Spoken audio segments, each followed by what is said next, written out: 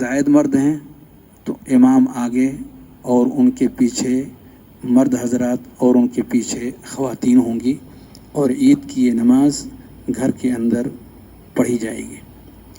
جیسا کہ حضرت انس ابن مالک رضی اللہ تعالی عنہ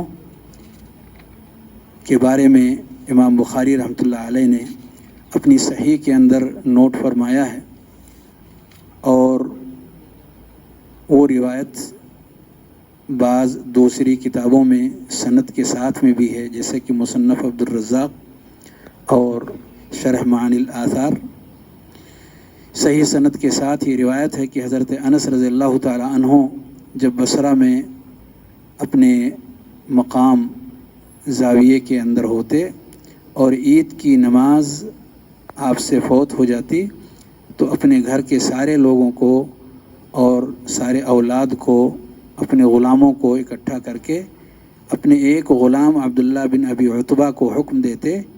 کہ وہ لوگوں کو 2 رکعت، سب کو 2 رکعت وہ نماز پڑھانے۔ تو اس سے یہ پتہ چلا کہ مسلمان اپنے گھر کے اندر عید کی نماز ادا کر سکتے ہیں گھر کے سارے افراد کو جمع کر کے۔ اگر 3 افراد ہیں تو جماعت ہے، مرد و خواتین ملا کر کے اگر 3 افراد ہیں تو جماعت ہے، جیسا کہ نبی کریم صلی اللہ علیہ وآلہ وسلم نے ایک روایت میں فرمایا، حضرت ابو سعید خدری رضی اللہ تعالیٰ عنہ کی روایت ہے، اذا كانوا 3 فليؤمهم احدهم، جب 3 لوگ ہوں تو ان میں سے ایک شخص امامت کے لیے آگے بڑھ جائے، وَأَحَقُّهُمْ بِالْإِمَامَةِ أَقْرَؤُوهُمْ، اور ان میں جو قرآن زیادہ جاننے والا ہو وہ امامت کا زیادہ حقدار ہے، صحیح مسلم کی روایت ہے۔ بلکہ بعض دوسری روایت کے اندر نبی کریم صلی اللہ علیہ وسلم نے یہاں تک ذکر فرمایا، ما من ثلاثة في قرية ولا بدو لا تقام فيهم الصلاة إلا قد استحوذ عليهم الشيطان فعليك بالجماعة فإنما يأكل الذئب القاصية۔ سنن نبی داؤد اور سنن نسائی کی روایت ہے، 3 افراد کسی بستی یا کسی گاؤں کے اندر ہیں، اگر نماز وہاں قائم نہیں کی جاتی تو شیاطین ان کے اوپر مسلط ہو جائیں گے، اس لیے جماعت قائم کرو ورنہ بھیڑیا اکیلے ایک شخص کو کھا جائے گا۔ اس سے پتہ چلا کہ 3 افراد اگر ہیں تو انہیں جماعت کے ساتھ نمازیں ادا کرنی چاہیے، اور انہی نمازوں میں ایک فرض نماز عید کی نماز بھی ہے، اس نماز کو بھی جماعت کے ساتھ مسلمانوں کو اپنے اپنے گھروں کے اندر قائم کرنی چاہیے، جیسا کہ حضرت انس رضی اللہ تعالیٰ عنہ نے قائم کیا، اور ان کے علاوہ بھی بہت سارے ہمارے اسلاف نے اپنے گھروں کے اندر اس نماز کو قائم کیا۔ تو ہر شخص کو یہ قائم کرنا چاہیے، لیکن سوال یہ ہے کہ کیا نماز عید پڑھ لینے کے بعد زوائد تکبیرات کے ساتھ کیا اس کے بعد وہ خطبہ دے گا یا نہیں دے گا؟ دراصل نبی کریم صلی اللہ علیہ وآلہ وسلم نے جو بھی عید کی نماز پڑھی ہے آپ نے خطبے کے ساتھ پڑھی ہے۔ تو نبی کریم صلی اللہ علیہ وسلم کی سیرت طیبہ یہ ہے کہ مکمل عید کی نماز پڑھی جائے، یعنی 2 رکعات کے بعد خطبہ دیا جائے، اور خطبہ دینے کی ضرورت صرف یہ نہیں ہے کہ بڑا مجمع ہو تبھی ان کے بیچ میں خطبہ ہو، بلکہ ہر شخص کو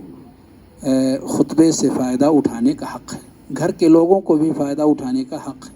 ان میں خواتین بھی ہیں، مرد حضرات بھی ہیں، ہر ایک کو اس خطبے سے فائدہ اٹھانے کا پورا حق شریعت اسلامیہ نے دی ہے، اور یہی وجہ تھی کہ نبی کریم صلی اللہ علیہ وآلہ وسلم خصوصیت کے ساتھ عورتوں کی جماعت میں جاتے اور وہاں پر آپ خطبہ دیتے تھے، اور اس دینے کے پیچھے آپ کا مقصود یہی ہوتا کہ انہیں یاد دلائیں، تذکیر اور یاد دہانی کا معاملہ ان کے درمیان خصوصیت کے ساتھ ضرور ہو۔ یہ نبی کریم صلی اللہ علیہ وآلہ وسلم کا طریقہ تھا، اور آپ یہ چیز چاہتے تھے۔ اور ذرا آپ سوچئے کہ جب حائضہ عورتوں کو نبی کریم صلی اللہ علیہ وسلم نے عیدگاہ جانے کا حکم دیا اور وہ نماز وہاں پڑھنے والی نہیں ہے، تو عیدگاہ میں انہیں اگر خطبہ نہ دیا جائے تو انہیں کیا چیز ملنے والی ہے؟ اور عیدگاہ اگر وہ جا سکتی ہیں تو گھر میں جہاں نماز قائم ہو رہی ہے وہاں دیگر خواتین کے ساتھ حائضہ عورتیں کیوں نہیں اکٹھی ہو سکتی؟ انہیں بھی جانا چاہیے، انہیں بھی وہاں بیٹھنی چاہیے، نماز میں وہ شریک نہیں ہوں گی، لیکن جیسا کہ نبی کریم صلی اللہ علیہ وآلہ وسلم نے فرمایا وَلْيَشْهَدْنَ الْخَيْرَ وَدَعْوَةَ الْمُؤْمِنِينَ کہ یہ عورتیں جو حائضہ ہیں یہ خیر کی چیزوں کے درمیان وہ موجود رہیں گی، خیر کی ادائیگی کے دوران، اور مومنوں کی دعاؤں میں وہ شامل رہیں گی۔ تو اس وقت اگر دعائیں نہیں کی جا رہی ہیں، باتیں نہیں کی جا رہی ہیں، رب کا شکر نہیں ادا کیا جا رہا ہے، اس کی تذکیر نہیں ہو رہی ہے، تو ان حائضہ عورتوں کے آنے کا فائدہ نہیں ہوگا۔ اس سے معلوم یہ ہوا کہ مردوں کے ساتھ ساتھ خواتین بھی شریک ہوں اور حائضہ عورتیں بھی شریک ہوں، ہر ایک کے فائدے کی چیزیں بھی وہاں موجود ہوں، نماز کے علاوہ وہاں خطبے بھی ہوں، اور اپنی اپنی پہنچ اور استطاعت کے اعتبار سے ان ساری چیزوں کو ادا کی جائیں۔ اگر کسی کو خطبہ دینا نہیں آتا،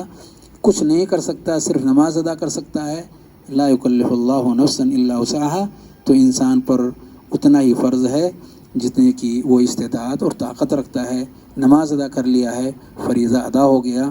گرچہ اس کے بعد کی جو سنت ہے عظیم سنت خطبے کی وہ اگر نہیں ادا کر سکتا اس میں کوئی حرج کی بات نہیں ہے۔ اللہ رب العالمین سے دعا ہے بار الہ ہم تمام مسلمانوں کو جیسے کہ اس عظیم اور بابرکت مہینے کو ہمارے لیے خیر اور سعادت کا ذریعہ بنایا ہے، اللہ رب العالمین ہماری اس عید کو بھی رحمتوں، برکتوں اور ہر طرح کی سعادتوں کا ذریعہ بنائے، اور تمام مسلمانوں کے لیے فرحت و مسرت کی یہ عظیم گھڑی گرچہ ان کے اپنے اپنے گھروں کے اندر ہی کیوں نہ صحیح، اللہ رب العالمین پورے طور پر انہیں حاصل کرنے کی توفیق بخشے، ہر ایک کو خوش ہونے اور ہر ایک کو خوش کرنے کے یہ ذری مواقع اللہ رب العالمین ہر ایک کو نصیب فرمائے، آمین۔ وآخر دعوانا ان الحمد للہ رب العالمین وصلی اللہ وسلم علی نبینا محمد وعلی آلہ وصحبہ اجمعین، والسلام علیکم ورحمۃ اللہ وبرکاتہ۔